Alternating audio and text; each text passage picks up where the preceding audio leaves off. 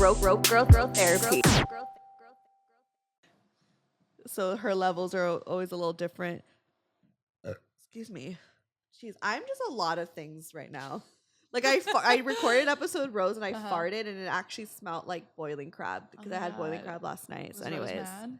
She was pissed. I could see her being pissed. She was so fucking pissed. I could see her being pissed. Yeah, she was like not okay with Literally, that. that was my friend. I was like, she's mad. She was so mad at me. She was just like, yeah. She was terrified. Okay. Rachel. Hi. You're back. I'm back. Oh my God.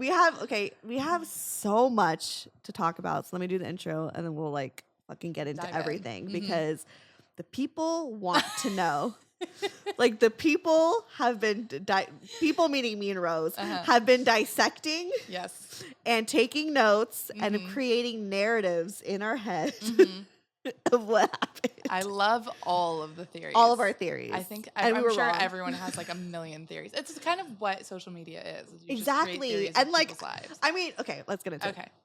Hi guys, it's me, Stefanie Maegan, your host of Breakup Therapy. And guess what? Rachel is back. You haven't been on this year. Was it I think it was like end of last year you were on. It was before you moved. It was like right before you moved. Maybe a few months before you moved. I was still blonde. Fuck. Yeah, you were. Yeah. Shit. I know. My hair was long too. Your hair was long. Yeah. Wait, your hair is up. It's up. Yeah, it's like shoulder length now. Oh my God. Well, okay. A lot has changed. People have been like, where's Rachel? What is like what? How come she's not on the pod? And trust me, guys, like I've reached out. Don't put this on me. Don't make this my thing. No, but like I see that you're living your life. I know you got a new job. You've been traveling. So I'm like, I'm not gonna force her to like be on my silly podcast. Oh my God, it's not silly. I know, I'm just kidding. But your life is really grand right now. Like, I'm sorry, it takes the cake over Broco therapy. So that I disagree, but it has been busy. It's been busy. She's been busy. She's been really busy. So like, where should we begin? So the last time you were here, you were in a relationship, and then now we're in another relationship. And like so what happened? I don't even know. You know what I mean? Like, I mean, we talked before this, so I know now, but I guess it's like there's still so much more to talk about with it, you know? So I like we're diving into it more. So we're going in.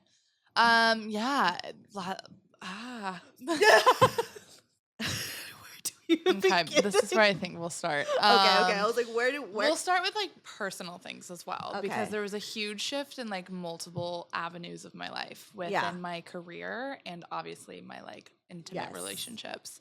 But with the career, which I think is like the most important because it's so focused on just like myself, and that's the biggest thing I've taken away from this like past year is my own personal journey. I've not only grown but experienced and learned like more in like a very short period of time than I think in my entire life. And it's been... Wait, how old are you again? 29. 29. This makes... Because I remember we met like 2018. Yes, I just tried to do the math the other day. It was 2018. And like the growth to now is like... Even like I went back and I was trying to find a picture earlier of like one of the first times I did the podcast to figure out when the first one was. I looked like a child. Like I looked like a tiny little like cherub baby that like I look back and I look like a child back then too. Like a child, but also like you can see the immaturity just in my face and my eyes, and I was just we were drunk, naive, and we were also hammered, fucked up, so hammered and single, and like just had so like could you imagine? There's just so much that we had no idea about. No idea. Like you couldn't have paid me $1 million to tell me what my life would have turned out like. You couldn't pay anyone $1 million. Like but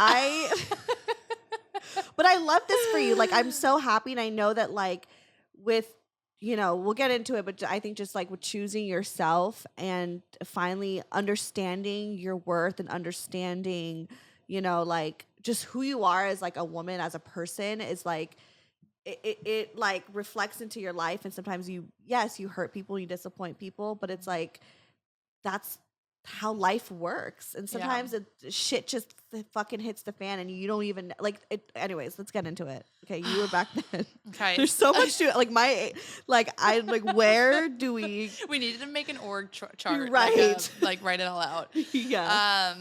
So you need to write a book. Yeah. No. I don't think I'm that important. But I journal. Okay. So I'll publish the journals. Right. Maybe. There's some intimate details in there of my psyche that I don't want people knowing. Yeah. But it all started, basically, I had been in a place within my career, also my relationship a little, but again, like, I'm not going to get too into that, but like my career especially, and just, which kind of trickled into like my life as a whole and where I felt I was professionally, romantically, like, with my maturity. Sometimes your career reflects your relationships. Oh, I feel like that always was a thing for me. So 1,000%. Yes. I kind of felt like there was a moment that I felt so unfulfilled and just so like unsatisfied with where my career was that I just decided, I literally said these words out loud to friends. I was like, I've known since I was younger I wanted to be a mom. Like, I've kind of had that feeling. I'm very maternal. It's been something. Very maternal. Definitely. According to Danny Santos, the astrologer that comes on the pod, the sign Cancer is the mother. It's the maternal. It's just very. I've met with astrologists and I've met with psychics, and both of them are like, if you don't want kids, fucking sorry, get over it, because you're having them. You're gonna be a mom. Fucking having them. Right. So get over it. Yeah. So I've always known that's going to be a part of my life. And at a certain moment, I had just decided, fuck it. I'm tired of trying to run this rat race of like being a strong, independent woman in the workforce and like working towards like, proving myself. I was like, I know that I do want to do this. So I'm just going to suck it up. I'm going to settle. Settle will be like a key word that I kind of use throughout this entire story. I will settle. That's the lesson learned. Yes. I think. Yeah, 100%. And I'll just enjoy I'll look for the small things right now that I can like enjoy and I'm grateful for, but I'll just wait until I become a mom. And I was like, I'm not going to try anymore. I literally had said to friends, I was like, maybe my calling is I'm just supposed to like kill time until that is ready for me. And I knew I wasn't I'm not ready to be a mom yet, but like in a way though, I think that's like actually kind of good that you said that, because I think it's just letting life happen and unfold on its own. Yeah. Because you knew it was going to happen. You didn't know how it was going to happen. You just kind of let things happen. So there was a certain moment that I literally, so I was unhappy with that. There was some rocky roads within the relationship and stuff like that. And I had pretty much in November had this like come to Jesus moment. I do yoga a lot. And so I always like meditate before and after, and I had stayed after and just to like lay in Shavasana and do like a longer meditation. Cause I was really like, I was struggling. I was just like, I was so depressed. I couldn't figure out like why I couldn't make it, why I wasn't happy, why things weren't working out. And so I had this long meditation where I laid out what I wanted. And there were like two things. I wanted to find like serenity or like a healthy relationship. And then I also wanted to be fulfilled in my career. And I was like, you know what? I'm putting it out there. These are my two intentions. This is what I want. I don't care how it comes to me. I don't care what form it comes in. Now I'm letting go. And I was like, I will not I will not think about these things again. I will not focus on these things. I will not cry at night begging for them. Or try to control it. I'll still put forth effort to like, obviously. It's not like you can like sit on the couch and be like, oh, now they'll like show up. Like I'll still apply for jobs. I'll still like go to therapy and try and work on myself to better my relationship. Like I will put in effort for those, but I'm not going to continue to sorry. Okay, you have a softer voice than Rose.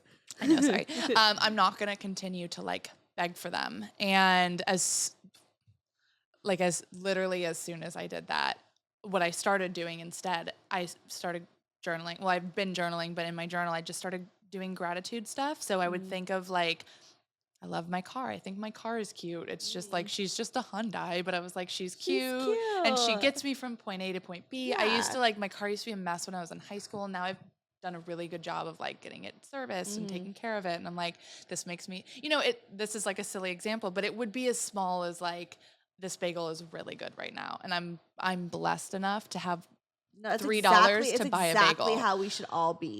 And I was so present, and I just took every moment by what came, and I would just find something to be grateful, literally within every like micro minute of the day. And that was in November when I had that meditation, and literally like 2.5, 3 weeks later is when I found this job. And the job came to me through an email that like, oh, this is I forgot this part of the story too. So flashback 9 months prior to then, I had started having dreams, and I sometimes journal them, sometimes don't, but I kept having recurring dreams about London. I have never been to the UK before. Never. So in my head, who knows if it was that. Now I know it probably would have been London. It was similar in my dreams, but I kept having it over and over and over again. And I couldn't figure out what it was. I didn't tell anyone about them because it was just, there wasn't anything grand. And sorry, I lost my train of thought. London, you're dreaming of London. And then this email came in. So dreaming of London, I thought I was supposed to go for my 30th birthday, which is like next year. So I told my friends, I was like, hey, I think we should go to London for my 30th. And they were like, oh yeah, okay, cool, whatever.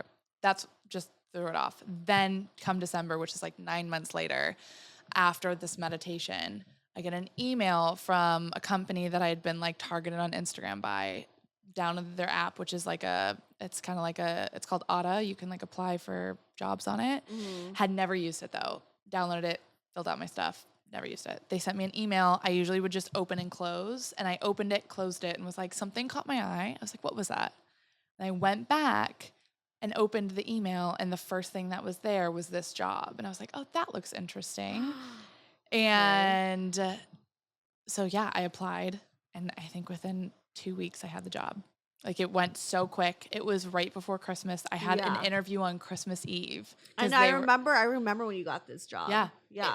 It changed my life. Like, it was the most exciting thing for me. It was exactly what I had wanted. Everyone I talked to within the interview process, I was upset. Like, everyone was great. And that was my biggest thing too, was like, I don't care what I do anymore. I just want to work someplace I'm proud of, and I'm treated well. I was treated like shit in my last job. And you've always told me about your past jobs and how it's just bad. So much. I never. So anyways, it was just a blessing. And I was like, I felt so fulfilled. And then with the connection to my relationship, I was like, well, now I have fulfillment here. This should fill back in. Like, I should be fine with everything else because I'm not putting and I even said this out loud to my partner at the time. I was like, I apologized. I sat him down and was like, I think what I was doing was putting a lot of pressure on you to be something for me, to fill the void that I felt of not having a career that I was happy about. And I apologized. I was like, I'm really sorry that I put that pressure on you.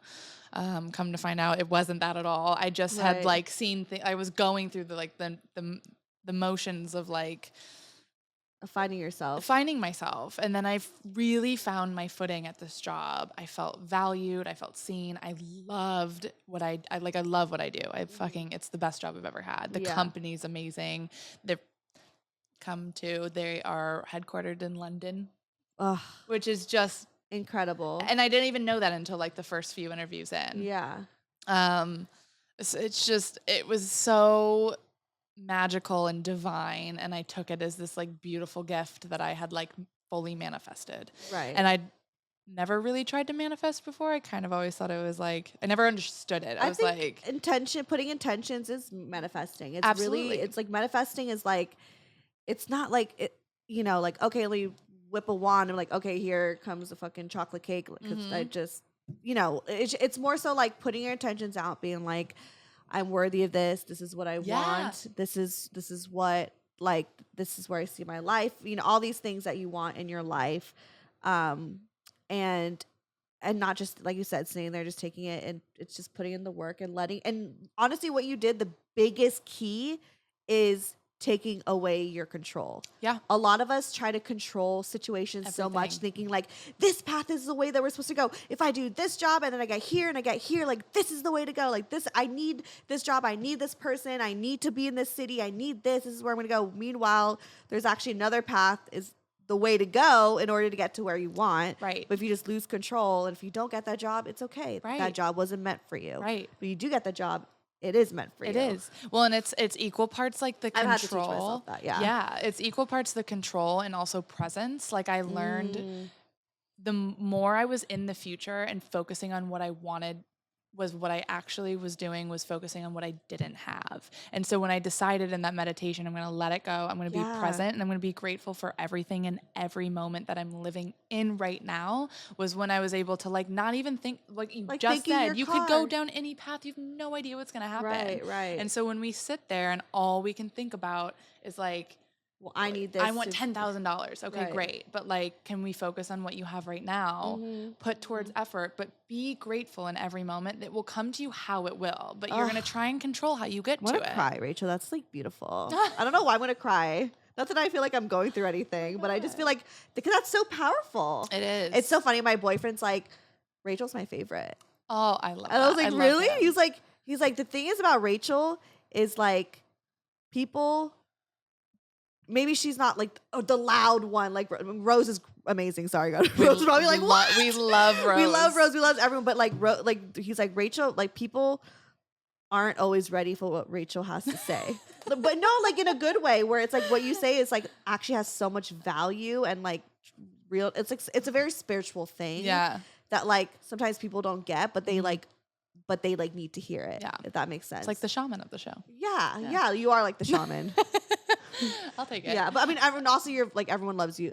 Yeah. I love him. He like is like Rachel's my favorite because I just love like all of her spiritual talkings. I love him so much. He's so sweet. Yeah. But it's true. Like there's a lot that I took away from just that experience alone, outside of like everything else that came to happen. It just was. I'll never look at life the same again. Now and I don't live my life the same anymore, which is why I think every day I wake up and there's like something new that I can like be grateful for, or there's something old that was already there I didn't see before that I like find gratitude for. Yeah. And then it just makes you happier. And you know what? This is wild. We've talked about anxiety and depression on the show before and how I've struggled with it. I haven't been depressed since January. Wow. I've had moments. I'm not like it's a thing. It's not like it's a always happy chemical now. imbalance. Yeah, I can't like control that my brain can't. But like it's lessened. It's not overbearing. It's not I wouldn't even say that it's like I wouldn't. It comes and goes for sure, but like I wouldn't say that I've experienced it as much. No, I don't suffer from it anymore. And it's like there's a lot going on too right now, so it's probably keeping me very like distracted and in the clouds and like high above. And so potentially when things start to slow back down, I will have to like watch that and make sure that I'm like keeping up with these like habits that I've taken on. But I haven't. It's like the most insane. I haven't felt like how I used to feel since. Yeah, no, I think January. Like it's true because sometimes like it's that shit. That's like my fucking issue. Sometimes it's like I'm so in the future and like.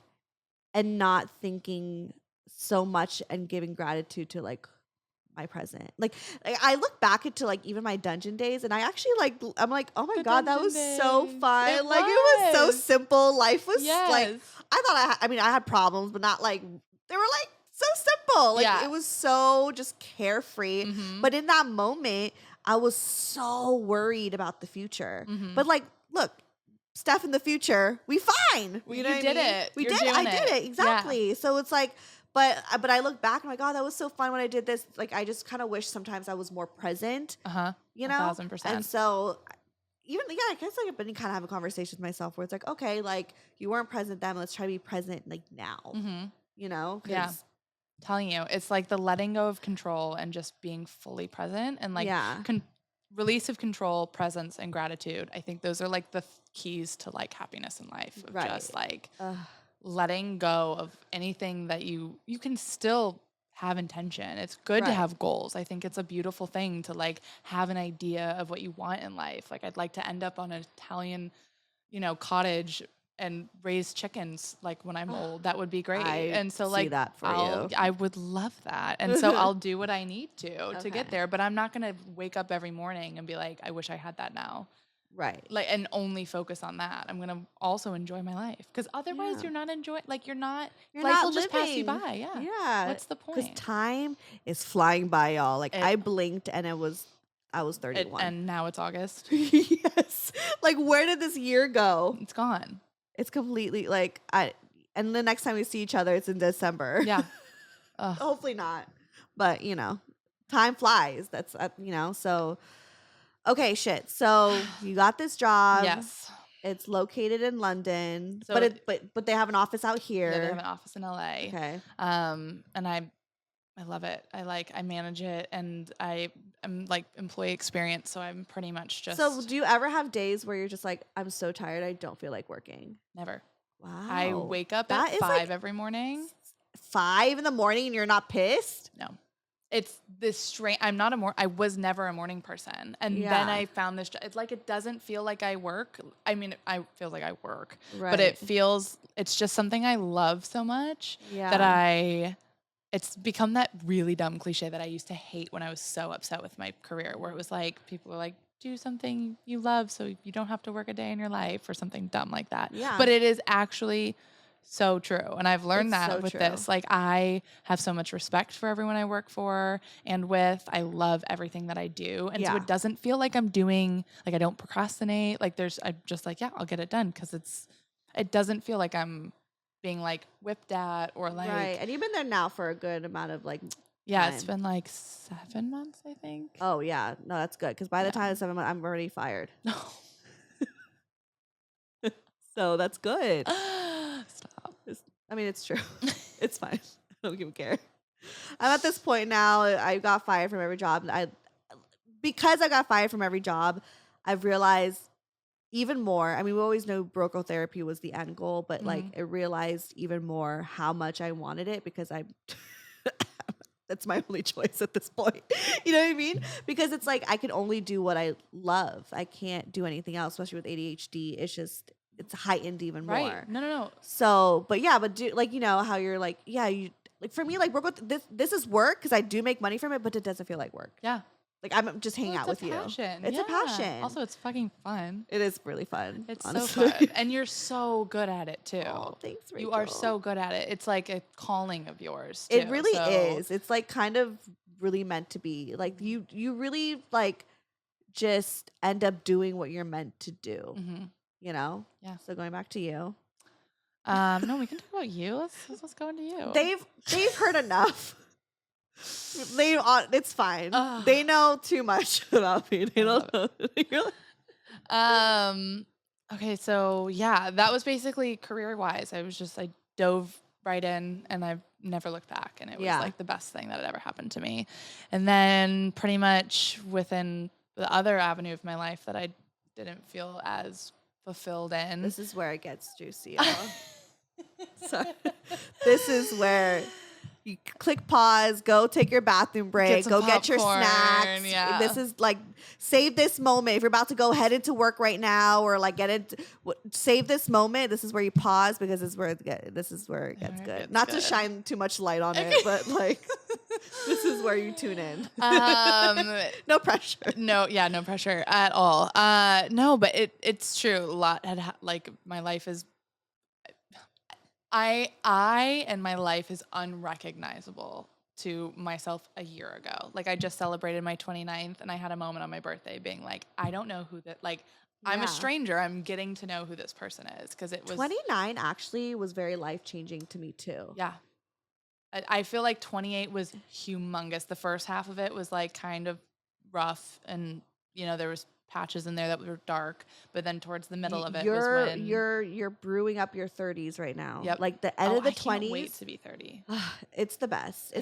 I mean, I'm struggling sometimes because I'm like, it's fine. It's not about me. But like, it's the best going through like your late 20s and transitioning into 30s because you're like, you're letting go and saying goodbye to your younger self. Oh. And like things really do. I mean, there's always tough things that come in, in your life, whatever, but it really is like for a reason, like you're really like, it's true. Like your 30s is about to be lit. I cannot wait. Yeah. Okay. Yeah, I'm so I can feel it. Oh, I'm ready. I can feel it. So I was obviously in a previous relationship. And can we say his name? No. I mean, people can go find it. We'll say the ex. The ex is the ex. They can find it. Right. But like, out of respect. Yeah, I don't, because this is not something where I want it to be like. Oh no, we're not here to bash. This isn't like bashing any ex. No, This is just especially talking about because it's experience. Not about him. It's about me. And I, like the whole premise of the entire story was, for the first time, I decided to make it about me, and that was like a huge like learning moment for me as well. So pretty much, I was with someone else. We had our fair share of like, we didn't have very good communication. I'm being very polite right now. We didn't have good communication at all. There was like some deep-rooted stuff that we had issues from the beginning. Our friendship was amazing. There were definitely qualities about it that were good. But there was so many that kind of kept us from having any kind of like long future together. Yeah. Who knows? I think like from the last time I saw you, which was probably around like November, December, like there was this like thing that I was feeling from you, that you were already at like the tail end of like your relationship. Like I feel like for a while you kind of were like slowly drifting away. Yeah. And I think it was also just like maybe because of him. I didn't know everything about your relationship, obviously, but like but I think just you as a person, like I could see you like growing into a different woman, like, growing into like the next phase into your life, like for sure. more mature. Well, I think that's the best way. I think that's a great point, and the best kind of like way to sum up everything in the most like factual and kind and polite way and respectful way, without any shade involved, is that we were just growing different paths. He definitely had done so much work on himself since we first met, but like I had become a completely different person, and I was becoming a completely different person, and it was just like we were just going down different streets. You were different from when we first started dating. Yeah, it was and so was he, but like I don't think the way we were growing was also like compatible.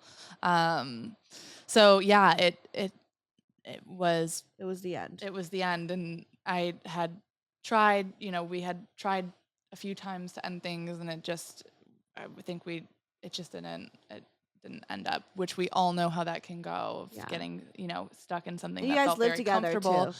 We lived together. There's like a logistic part of it, which is like, oh, I don't want to deal with like who's moving out and how and money, and like it's expensive to break up with someone in Los Angeles. It's so expensive to break up with someone. It's so expensive. Like we honestly couldn't afford it. So it was like there were so many reasons why we stayed longer than we both probably should have.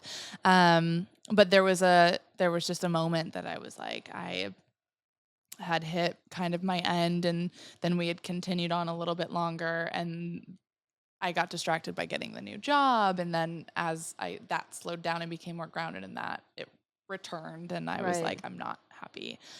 Now that I have this thing of like my career too, it really helped me to see things clearly, in the sense of like, I can create happiness for myself, and I don't need somebody else to be there in that way. Like I think, again, the way I apologize, there is something to that, where I felt like I was putting a lot of pressure on him, even subconsciously, for my own sanity, to be like, I need him. I need like someone's presence in order to make me feel like comforted, in order to make me feel validated or just like seen. Even though that wasn't really what was happening at all throughout the relationship. But like, as soon as I got this job and realized I can make my own happiness, like I have the power to now take this, and this can be like how I propel into what I want for my future. Yeah. I don't need to depend on anyone. And it was so the career really was like a big point for me that helped me get out of that. And also I'm sure like, I don't know, you create these intentions, and now you're seeing these intentions come true, that you're like, oh, like I could, like it doesn't have to look like this. It doesn't have to look like this. Yeah, exactly. That was a huge part of it too. And so, yeah, I had decided, I woke up one morning and was like, I don't think I can do this. We were going to potentially try and like see how the next few weeks went, so that we could like talk it out. And then we both were just like, let's make a decision. And then we ended it. Did he also make that decision too, or was he also like, was he kind of wanting to make it work? Or was it very mutual? If I'm trying to be in like, if I'm trying to potentially understand deep down where he was coming from, because he didn't want it to happen at first, but I get it. I've been broken up with as well, and it's hard. It's not easy, and like that's not what you want, especially when we've had become so comfortable with each other. And you live together. There's logistics. We were each other's just like norm, so it's a hard thing to let go of. But also, I think he was a little. Again, I'm projecting. I'm not projecting, but I'm assuming. What I feel like is he probably was mourning the loss of the idea of me, of being in a relationship with someone and having someone there for the support as well, rather than like me, myself, Rachel, as like a human. And that because you guys were already having issues. So it's like he's not looking at the reality, but he's just thinking like the idea of well, you guys could possibly be, but that was already kind of out the window. And I hope now, if not now, soon in the future, or at some point, he will look back and also see, like, yeah, we were not healthy for each other. That's clear. It's factual. Like, we could look back at like things that had happened, and both of us could watch that film together and be like, ugh. I'm ashamed and he's ashamed. I think and once he like heals from this, if he's not already, I don't know where he's at, but like once he's healed, I'm sure he could look and gets rid of the bitterness, literally just is accepted the relationship for what it was. Like, I'm sure he'd be able to see it like, oh yeah, we weren't good together. You know, I think so many times like our ego gets involved, our emotions get involved, especially when you're the one that like didn't want it to end. And you feel like you don't have control of it. Like it's all ego. It's all ego, loss of control. It's been there too. It's so hard. It is. We've all been. But I also think it's really good for people to experience it. Like as hard as it is, and I don't mean that like anyone deserves it, but I do think the biggest learning points in your life come from when you're the lowest and when you have the least amount of control of your life. So true. I can't like. I just hope that that's what everyone's gonna get heartbroken and dumped, and like shit happens. Shit happens. Like it sucks. I mean, someone has been dumped plenty of times, you know, like, and obviously this is what I do, so I hear about heartbreak all the time. It's like it happens to everyone, and it sucks, and it fucking hurts, and it's heartbreaking, and it's sad, and it's all these emotions. But like honestly, like I look back and I'm like, being heartbroken was so powerful. Like if you actually use those emotions and those experiences to your advantage, like you could just be such a better person, a better partner, make a fucking podcast about, you know what I mean? Like you could make a good ass fucking album. Like people have made like fucking Grammy-winning albums out of fucking like Adele. You know what I mean? Adele wouldn't be Adele if she didn't go through all the fucking heartbreak. It's a part of life, and every single one of us go through it. And it's like not to like belittle his emotions or any heartbreak, but it's just it's life. Yeah, it is. Well, and what's wild is like it is. I had never. This is the first time I've ever experienced the other side of it. I was still heartbroken. Like it's a hard thing. Here's the thing, though. We had already talked about this. I'd been heartbroken for this had been a thing that I had like the last year. I'd been kind of struggling with the heartbreak, so it was a little more of a slow burn for me instead of just like a bam right away. But like this was the first time I'd ever been on like the other end of a breakup, and realizing like and I feel like I don't think we've ever really talked about being on the other. We've always, all of us have talked about heartbreak, and but we've never really talked about what it was like to break someone's heart. It's really hard. And it's just as hard. Yeah. It's really hard. It's a different kind of hard. Even if you're so like. I think I'd rather be heartbroken. Yeah. Oh, I'd rather be the victim. No, absolutely. But like, absolutely. Because then you can live in that rather than live with the fact that you have like hurt somebody else. And even if you know, there's a bit of guilt. There's nothing left there. Right. Like there is still this like care that you have for a human being that you've spent a long period of time with, that like I don't want anyone let alone a stranger on the street, to be upset based off of any of my actions. Exactly. And that comes from people pleasing shit that I have so many issues with. Right. But even like in a general sense, that it's a hard pill to swallow, to go to bed at night knowing like someone is crying and it's because of you. And it's heartbreaking. And it is. It's really fucking hard. And I've never done that before. And how did you like kind of like, how did you cope with that like feeling? Because we know all the like the steps to cope with like getting dumped to getting heartbroken. Like how did you cope with the feeling of like heartbreak on the other side? I just kept reminding myself why.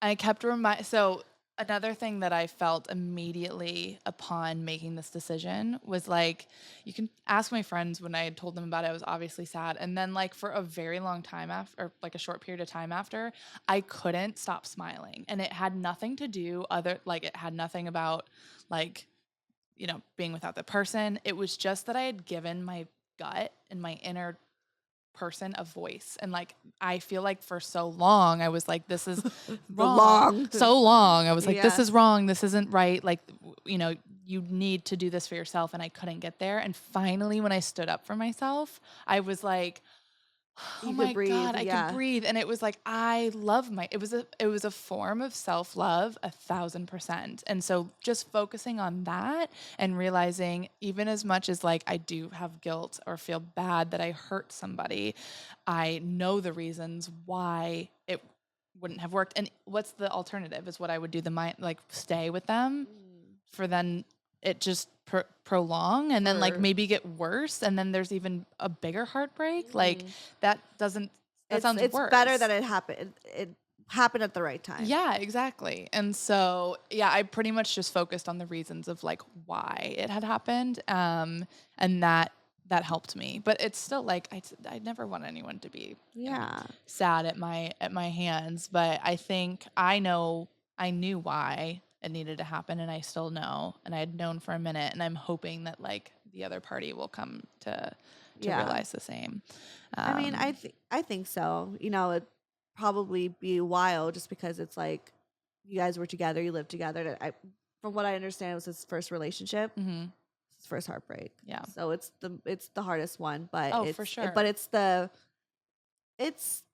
kind of like the most informational. Like you learn so much from that first one. Yeah. So, and we usually experience it when we're not. This is no judgment or anything, but we usually experience it when we're much younger and we have less maturity.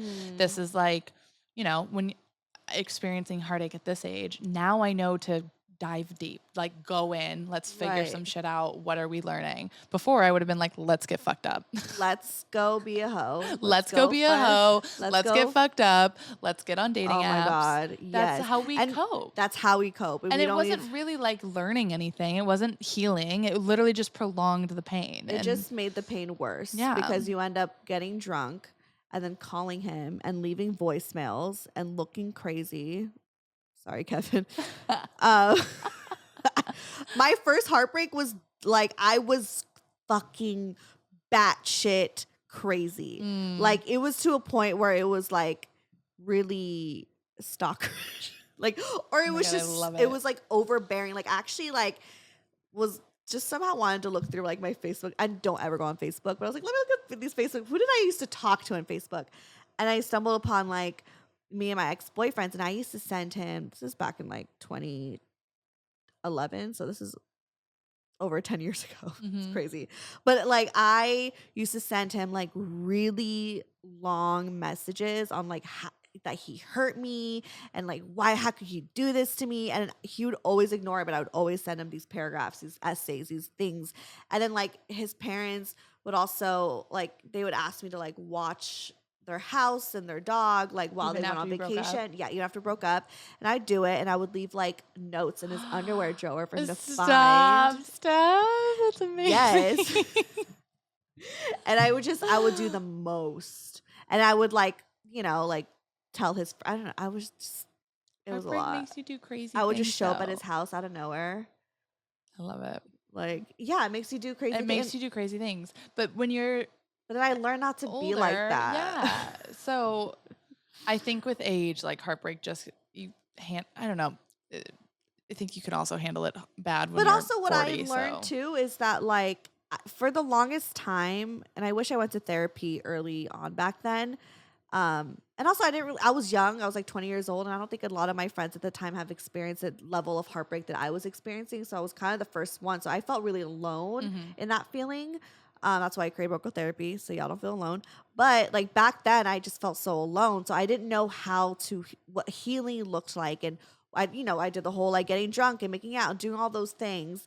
And I always just like pointed fingers at him to the reason why like I'm fucked up is because of him. The reason why I'm doing like this because of him. And it's like, I never once, I mean, I did eventually, but it took me a really long time to like hold myself accountable and be like, well, Steph, you were great in a lot of ways, but you also weren't great. Like you could do better. You could like, I wasn't the best girlfriend, honestly. Like I was young, had a wandering eye. Like I was just very like in and out, just like messed with it, and he was like, I'm done. Yeah.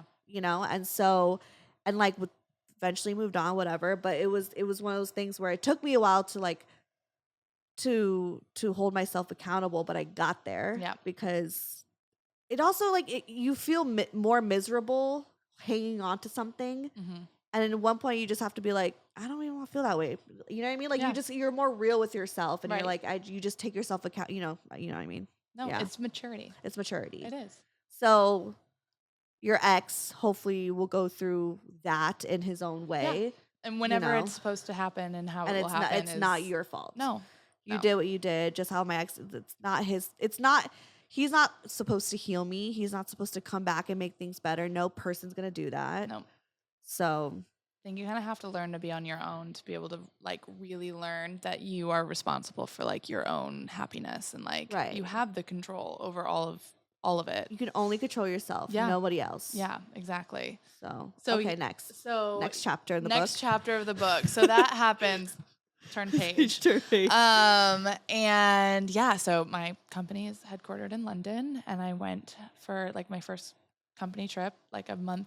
Or 2 months in, and I met someone. Okay, we see that on Instagram. That's the thing. I was like, oh, she's going to London a lot. And eventually it was like, oh, who's this man that she's only showing half his face? I'm like, oh, she's kissing him. What do they call it? What do the Gen Zs call it when you do like a soft launch or something? Is it a soft launch? It's like you did do a soft launch. Like you really, the way you marketed the reveal of your man is like actually pretty genius, because you really had me and like Rose over here on the couch with theories. I love like we were dissecting. We're like, okay, how do you think? You said there was one theory you had that was wild. Okay, so mine was pretty generic. Mine was like, okay, I was like, okay, so I know she broke up with X. Beep, beep. I know she broke up with X, and then I remember she got a new job. Like I saw that, and and then I was like, and then I knew, because you also told me that you're gonna go to London, all that stuff. So it's like, okay, so she's going to London. She's, and then she like met someone there, which like I guess is right. Yeah, I mean, yeah, that's pretty right. Rose had like a whole like narration. I love hers. Where she was like, so she breaks up with X. It gets this new job, goes to London, but she travels to Spain. Or to Italy. She travels to Italy. I don't know why I keep thinking Spain. Well, I was just there too. Oh, that's probably what it is. She traveled to Italy, met some guy in Italy, but it isn't just some random guy. She's like, it's a friend of a coworker. She's like, because I went to that coworker's page and saw him on that page, and they know each other, so it's definitely like she went there for work and then met him through her, but he doesn't have an Instagram, and so she's like, she's gonna move to London. I love it. And then I was like, what did you guys do? What did I do? Plotted how they were gonna get their hands on my apartment. I was like, so she's gonna move to, like, you ready? I'm like, oh yeah. I was like, so Rachel's gonna move to London. but her apartment's rent controlled and so fucking cute. So me and Rose are going to move in there, but I'm not going to live there. I'm going to just rent it out as a studio so I could go there and crash when I come to LA and like record, have everything there. Mm-hmm. And yeah, we already had a whole like idea of what to do. Like, yeah, we planned it out. I love it. Yeah. I love all of this. She's like, oh, it's 2 bedroom, 2 bath with the loft. I was like, I know. She's like, we need to, yeah. Yeah, you guys will, you're first on the list, so don't worry. Okay, yeah. But I'll literally hold you to it. Okay. I'm like trying to remember if I've ever promised it to anyone else before. I know. You're like, wait. I have to think about this. We'll talk. Yeah. We'll talk. When it happens, we'll figure it out. Yeah. But yeah, you guys were all wrong, both of you. I mean, you were a little bit right. Yours was more right. But just minor details that. Minor details. Yeah. But yeah, met him in London. He works at the same company I do. See, I thought maybe he was a coworker, but I was like, it could be just like you met him like in London or something. Like you were just like biking around or something.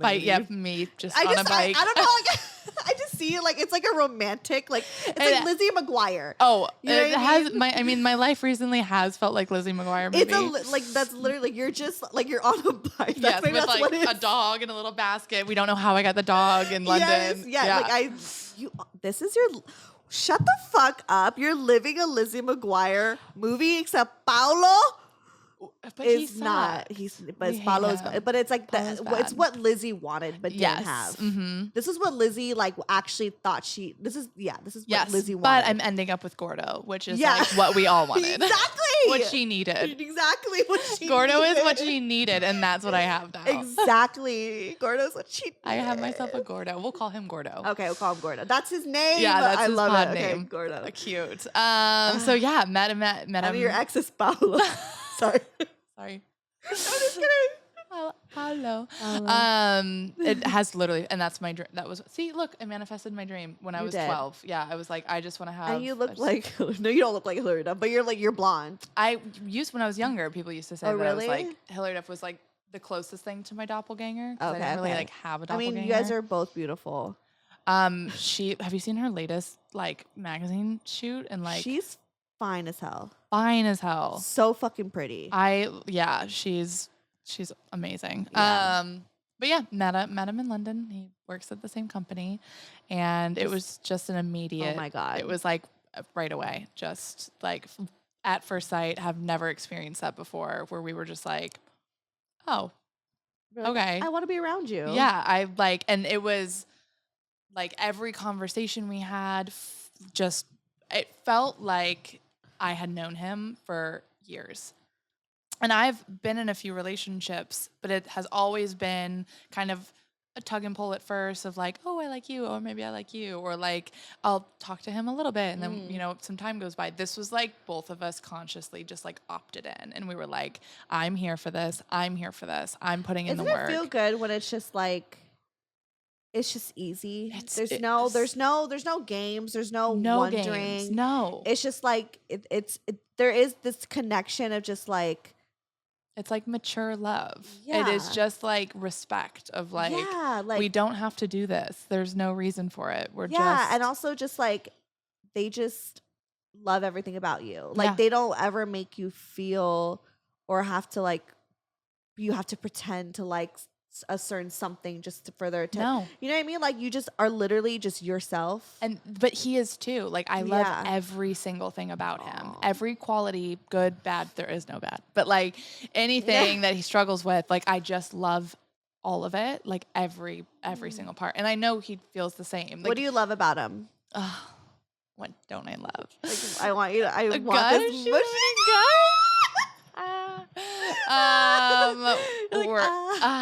we're like gross together too. We're so gross. Are you PDA? Yes. I've never really been super PDA before, and I am PDA, sorry. I know. I listened to the last pod, and I was like, she's gonna hate us. I won't be. I hate it, but it's fun. But like I will support it. It's just fine. As long as like I'm not sitting at the table and you guys are making out, but you probably would. We probably would. So like we'll just sit at different tables. But I support it. I love the love. I know you do. I listened to that. I was like, we're fucked.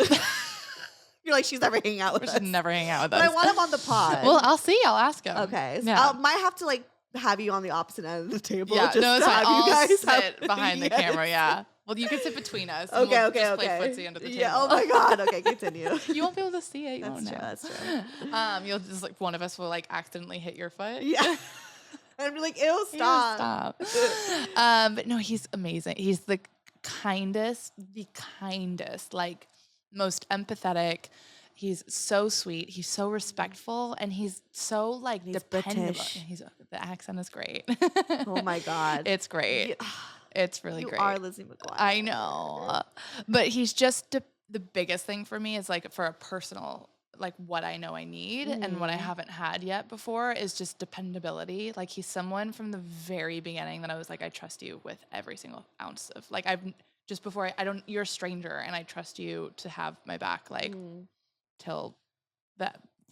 There's no words to describe how much like trust and support I feel from him, and just like he says it all the time, and I think he says it as like a blasé way, but it means more to me than I think he'll ever know. But when he just says like, I've got you, like I've got you. Right. And it, to my core, just makes me feel things I've never felt before, going back to even like daddy issues and stuff. Like I have never been able to depend on a man. I mean, my stepdad is amazing as well, but like from talking more so about like romantic relationships, there's never been a time where I could just really let go and like fully depend on someone, and it's just there with him. Like he will be the best father of any of my kids, and he will be the best husband. Like so this is like a for life. This is it. Like this is I have never been able to just confidently be like, I don't think you've said that about your ex.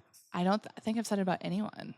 I don't think I've literally, because you're very romantic and you love hard. Love, and like, I know you like loved and cared for your ex. Absolutely. Like, don't get me wrong, but I don't think I've ever heard you say, like, in any of you've been with your ex for a while. I don't think I've heard you ever say like, oh, like the father of my kids type of thing. I've never felt this way about anyone Rachel. before. I know, and it's wild, how quick it happened. Yeah. Like it was such like a. Is that scary? Yeah, because I feel like for me, this is just my personal thing. Yeah. Like quickness, like scares me, maybe because I'm an Aquarius.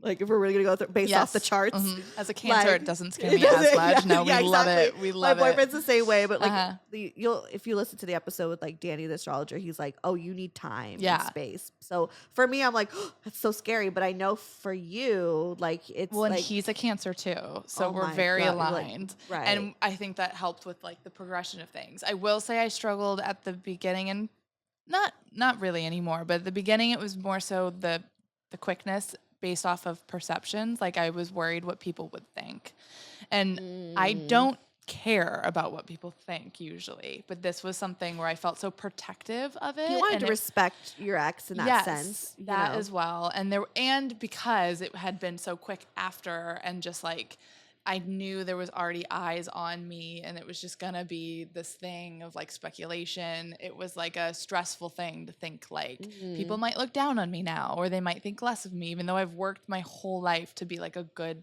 person and treat people well and like put them before myself. I was like, this could ruin my reputation if people, because people aren't going to know the story based off of like photos online. They're only going to get, clearly we had our own but even the people who care about me will get it wrong. So it's like the people who don't, or maybe care about my ex more, like that might become like, oh, well, maybe she's a shit person. And that just made me feel uncomfortable at the beginning.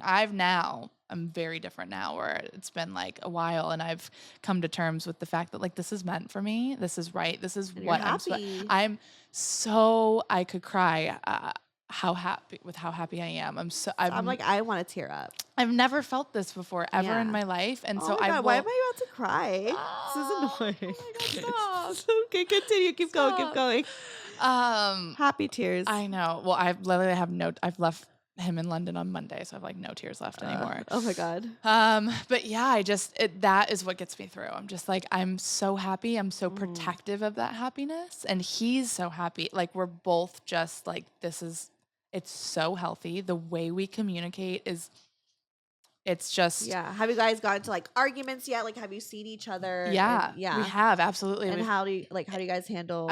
I've never had a fight like this before in my life. It is so calm. It is respectful. It is like compassionate, and it is weird. It's like, let's just sit here and talk about our feelings towards the situation right now. The first few times, maybe like the first time that we ever got like maybe just a little bit more of like an uncomfortable conversation, I remember something he had said to me where we were getting maybe just a little bit more like, we're not on the same page. And he stopped and was like, hold on, let's take a second. Do you mind rephrasing what you're feeling to me? Because I don't think I'm fully understanding it. Maybe I should be saying that about Brian and the dishes. When he was like, I just, I'm going to have to rewatch Brian. it. No, he was I had to have your back on that one. Thank you. It's saying the same. It's so funny. Rose is on Brian's side. Oh, it's really? so funny to hear the sides. Yeah, Rose I used to say the same thing though when I'd be like, well, I just have to redo them because they're still dirty. That's like saying the same thing. It's like you didn't clean them well enough. Exactly. It's still saying like if this wasn't washed well. But I am Brian, which is why I know what he's saying. So I understand him. It's a kind way to approach it. Yes. To not, but to me, I'm like more straightforward. Just like say it. Just say it. Yeah. Just say it. See, we're not like that. Yeah. But also like he like, I don't know if I preface this in like on the episode, but like he said it at a time where like I was not in a good mood. Mm-hmm.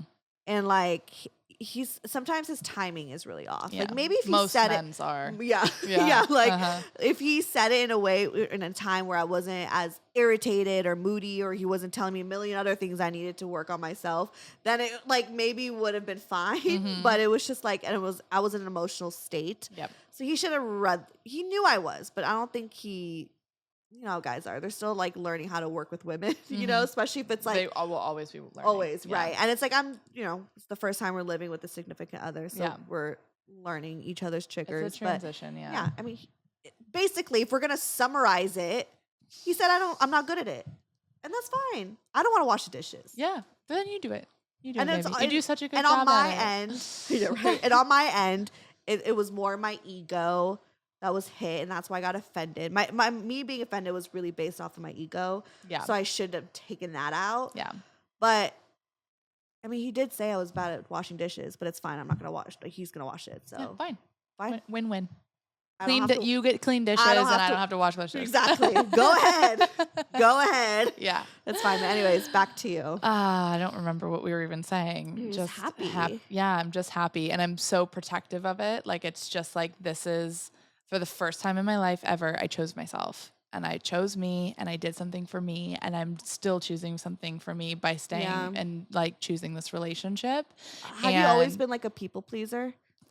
Debilitating. I mean, I already knew the answer to that, but I just wanted you to say it out loud for yourself. Debilitating people pleaser. And so it's been a thing my entire life where I've only ever done what I thought people needed from me, and that kept me in this like. That's why I think when I finally made that decision to like move on from my previous, I had this like the smile came through because it was nothing about like anything other than just feeling like I had chose myself. For like once in my entire life, I was like, this might hurt people. This might make people think bad things about me, and I'll probably struggle with both of those things. But at the end of the day, I did something that I knew I wanted or needed for a while and was just too scared to do it. And it felt liberating, which is like the word I use the most when I talk about this. And it's 100%. Liberating. I think it's so liberating, and I think that's the thing about like being on the other side, and when you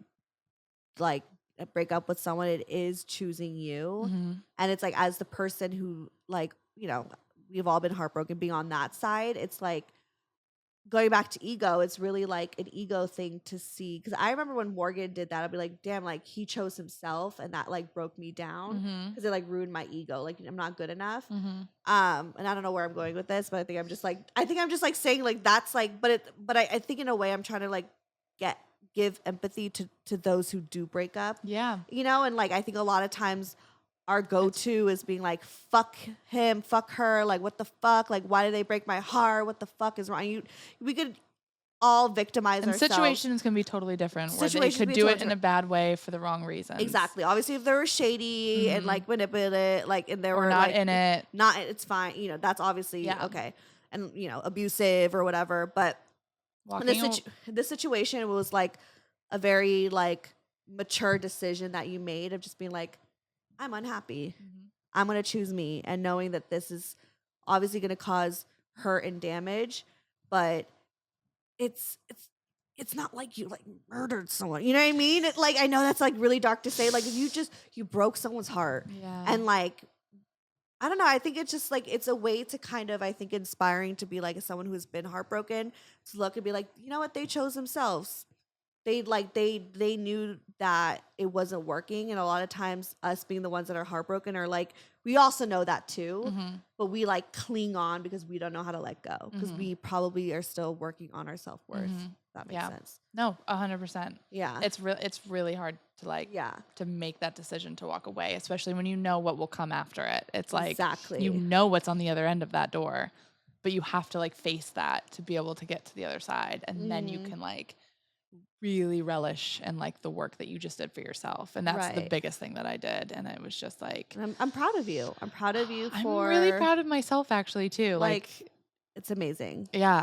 And the rewards came immediately after. They were like, oh, you did this? Great. Okay. Now we're going to give you what we've been wanting to give you, but you weren't ready for it yet because you didn't do the work. And now you did the work and now here you go. Right. And now I'm like in the healthiest, happiest, most mature and loving relationship I've ever been in. Like everything about it is good. The sex is incredible. Gordo's got it going on. Everything is just it, like everything's there. Like the sex, the communication, the love, the respect. Like it has everything I've ever wanted and I feel like everyone deserves. And I've never experienced it before, ever. I've never had all the boxes ticked, ever. And like, have you met his family? So the last trip over there, I met his like mom and stepdad and then his dad at a separate occasion. And then he's met my mom and stepdad and sister, but like just talked to my dad on the phone. He's been over here a few times, so he's met my friends, and everyone is just like, you'll meet him and you'll just be like, this is a very kind human. Like he's just gentle. He's a cancer man. He's a cancer man. Crying. Yes, I know, but they're soft. They have like soft, kind energy where you're just like, you're good. You're so. I know that feeling, and I love that feeling of like when you could bring your significant other to everyone else, and it's just like, I'm like if they fit in with ease. And I am so proud to be his partner, like to have him be mine. I'm just like, it's the like I'll bring him anywhere. I'll be like that. Yep. Yeah, I know he's great. He's mine. So that's mine. That is so romantic.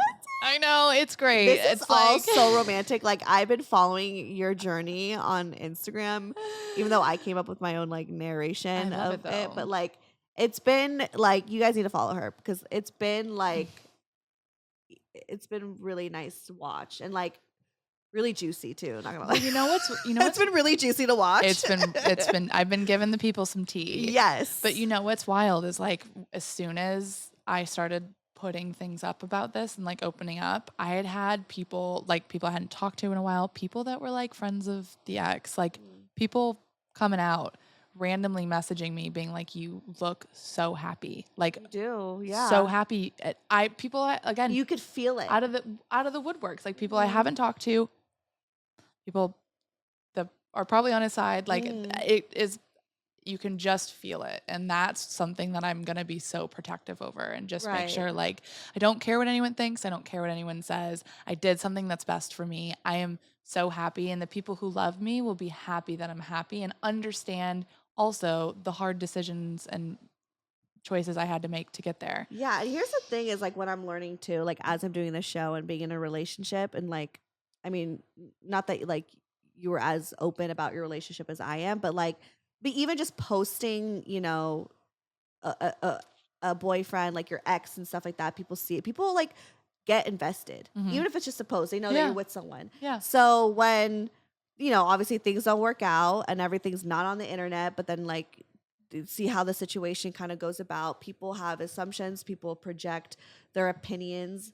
on you. People are gonna, you know, even though it's not true, you know, like you did what you needed to do. Yeah, people got hurt, but we will continue with life. Yeah. It's okay. Yeah. You know, so it's like, yeah, I think that when people make those comments that we, you know, we're assuming they're making is like, it's just a projection of what they've 1,000%, which is also why, like, when any negative comments had come my way since then, I'm just like, okay, that's fine. Yeah. That's how you feel. Has his like friends and people unfollowed you. Sorry. Yeah, people have unfollowed. Not I don't have any kind of thing that tracks it. I've just like noticed a few here and there. But then other ones haven't. Like some of them have like, you know, stayed friendly, and that's great because I love it to stay as like friendly as possible.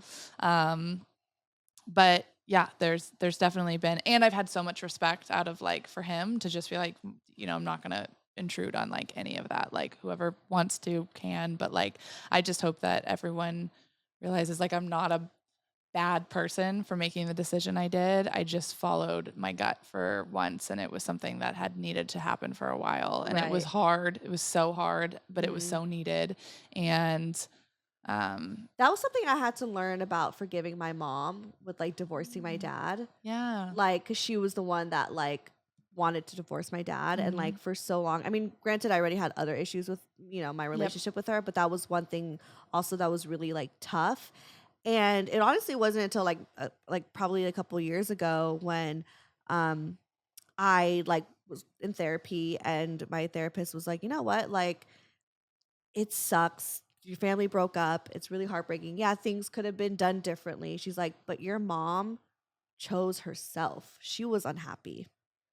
She was trying her best to be a mom, a wife, all these things. She was so unhappy. So she chose herself, and like by choosing herself meant obviously breaking up the family, and people are kids hurt involved. Like that's even fucking. I just broke up with someone who'd been like, there's no strings there. There's no like, there's nothing. But like, you know, in that moment we're kids, it's like really difficult to understand that because you think like, no, we're supposed to be a family unit, you know what I mean? But as I'm getting older and obviously knowing more about how life works and, you know, my mental health and all these things, it's like, yeah, if you're unhappy in something, like you have to choose yourself. Yeah. And even if it means like, you know, again, she could have gone through things differently and that's fine, whatever. But like you find forgiveness in the fact that like, for me, I found forgiveness and like acceptance that like, oh, but like my mom as a woman, you know, like really chose herself. Yeah. And decided to go this way. And it was knowing how like hard it was going to be with so much pain it's going to cause. But she's happier now. Yeah. And that's all that matters. Everyone's happier. Everyone's happier now. Everyone's so happier. we ended up just fine. Yep. So yeah, and that's even more of a bigger situation than just, you know, you and, you know, like Paolo at the end of your 20s. Yeah. Paolo. Sorry. No, but it's true. No, it's true though. Yeah. Like it's when you have kids involved too. That's again why like needed to happen when it did. And I had a conversation with my mom, and it was actually one of the biggest conversations, I think, and one of the best conversations I ever had with her that kind of started like the healing. I might cry because I'm just sensitive. It was like started the healing process because she kind of opened up about like why she was unhappy in the marriage. And it wasn't like blaming my dad or anything like that. It was just really like honest. It was really honest. I mean, yeah, she said like, you know, your dad didn't validate me in this or didn't, you know, certain things. And like, I think as a woman, you know, an older woman now, like, I'm not like old, but you know what I mean? Like a mature woman, like I was able to understand that like, oh yeah, those things are important in relationships. You know what I mean? Like if she would told me that at 16, I'd be like, who cares? Like he's your husband. But like now I'm like, oh yeah, like you should feel validated in a relationship. Isn't it wild? You should, you know? And then also like, I didn't hate my dad for it. I was also like, oh, my dad is also human. And he has his flaws. Like we know my dad's great. Yeah. But like, he's also human and he, you know, fell short in the relationship. So I understand like sticking in that and not feeling validated or not feeling supported in certain things like that hurt, that sucks. Yeah. So she had to do what she had to do. And I kind of was like, oh, okay. Like it all makes sense because I'm, you know, 30 something now and like it just makes it clicks at one point. So. Isn't it wild once you become like older and more mature and then you look at your parents as just like other humans and you're like, you're not my parent? That like should be perfect. And you're just like, and then you start going through things that make you be like, oh my God, I went through what my mom went through. Exactly. Like, I've been in relationships where I didn't feel validated or feel good or supported. Like I've been in that. Like I get it, you know? So it's like, you kind of build like empathy or sympathy. And even how she handled it, which I don't know the specific details, but like, even if it wasn't as what you had thought it should be, some people can be hurt enough to where they do crazy things and like heartbreak and like, you know, it's just like being able to see your parents in this light of being like human and making like not great decisions. You're like, but you're not supposed to not make good decisions. You're supposed to be perfect. Exactly. Because they're our providers. They're supposed to feed us. They're supposed to like make us, you know, be alive. And you realize, oh wait, my parents like dated and like had a relationship and like, and like just how we've dated people and have had relationships. It's and like so weird. They went through the same problems and seen the same things and have learned the same things. So it's like, oh my God. And like it humanizes them. And you're like, okay, then I'm not mad at you. Like, you know, and like deep down I was like, yeah, I'm not mad at her for that divorce anymore. Like I don't have any bitterness. I'm not. It actually helped me not even feel scared of like getting married. You know, I mean, definitely want to take my time. I'm not about to rush, just like my parents. I learned my lesson from that. But like at one point I was so scared of marriage. Like I wanted to be a mom, but marriage was like, whew, I don't know, because the fear of divorce. And so, but like kind of seeing how things played out with my mom and understanding like what, you know, she was feeling and my dad was feeling, all this stuff. And then divorcing was kind of like, oh, I mean, whatever, I could divorce. Like, I don't know. It's just kind of like if things need to end, it needs to end, but like, you'll be fine. Yeah. At the end of the world, it's not, you know. That's exactly how I feel about it too. Yeah, and it's like, okay, like obviously I want to be married forever, but like there's no fear in that because things will play out the way they're supposed to play out, and you can't control it. You just have to go with your gut, and choose you. Yeah. So, this is so romantic. I know. Oh my God. I love you. I love you too. I know. I told you a lot has happened. A lot has changed, but all for the good. Like there's been some hard moments. There's been some downs this year, but like ultimately since like January, I've just been like on ecstasy. It's been the best year of your life. I've just so been like, far. Yeah. I will remember this for the rest of my life. You guys need to follow, like, we'll now transition to plugging, but like you guys need to follow Rachel so you can watch, not to like have all eyes I know on all the pressure. But like, okay. or just like lurk. You don't have to follow. But you know, it's beautiful to see is all I'm saying. Yeah. I just like, this has been a big opening, like for the happiness that I've felt. It's also taught me so much of like, this is just what I want for everyone to feel always. And like the times that I've felt like, oh, I don't have this, but other people do. I see people like you and Brian or like other people in healthy relationships. I would always focus on like, oh, but like, I don't have that. Now it's like. That's crazy because it's like, I thought you did. I know. And we don't have to get into that. But I mean, I knew that like you were like separating yourself, but I didn't know too much. I didn't realize how unhappy you were. Like, I feel like, I mean, I did it. I didn't. I don't know. I think I was kind of the same though. Yeah. I think I did and I didn't. It was very indifferent. I felt like, I could tell, like, looking back, it's like, you definitely were, like, unhappy compared to, like, where you are now and seeing you now. But it was very indifferent, I guess. Yeah. From the last time I saw you. Yeah. But it's all good now. All good now. It's all good. It was, you needed to go through it. Like, I don't regret any of it. Like, there was some tough moments, but, like, I wouldn't take any of it back. Yeah. Any of it. Like, well, I'm proud of you. And I think that's like super cool and inspiring. And I think that's going to inspire a lot of people. I hope so. I just think everyone should just remember to like, I mean, back to what we were saying in the beginning of just like presence. If you want something, you just need to like put the intention out there, but then you need to let it go and you need to fucking live for what you have in this moment. All of us, if you have a roof over your head, you're more blessed than like the majority of people in California. So you should focus on that. Like it is true though. Like we have so much to be thankful for. Like even this wall is fucking cool. It's really cool that you can record with like Kelsey, but you painted it when they lived here. Yeah, but you got to live with it. Like that's a cool thing that like some people don't have money to buy paint to paint a blue wall. You know what I mean? There's just so much that perspective can teach you about like actual true deep happiness, and that's like the biggest thing that I've learned this year. It's just, and then things will come. Like once you do that and you put in the work, things. And they always say that, and sometimes when you're so depressed, you hate hearing it. No, you hate it. You hate it. You're just like, don't tell me I'm gonna be fine because I'm not fine right now. But I have proof. It works. It fucking works. It's magic, and it fucking works. And just meditate and be a good human, and everything will work out. Love that. We'll plug yourself. Do you remember your Instagram? Yeah, I do. Okay. It's Rach, WACH. Wait. No, it's Rach. You do this better than me. SBRCH. WSBRCH. Why do I? It's because I have to type it out. You have to do it, yeah. It's just my last name without the vowels. Yeah.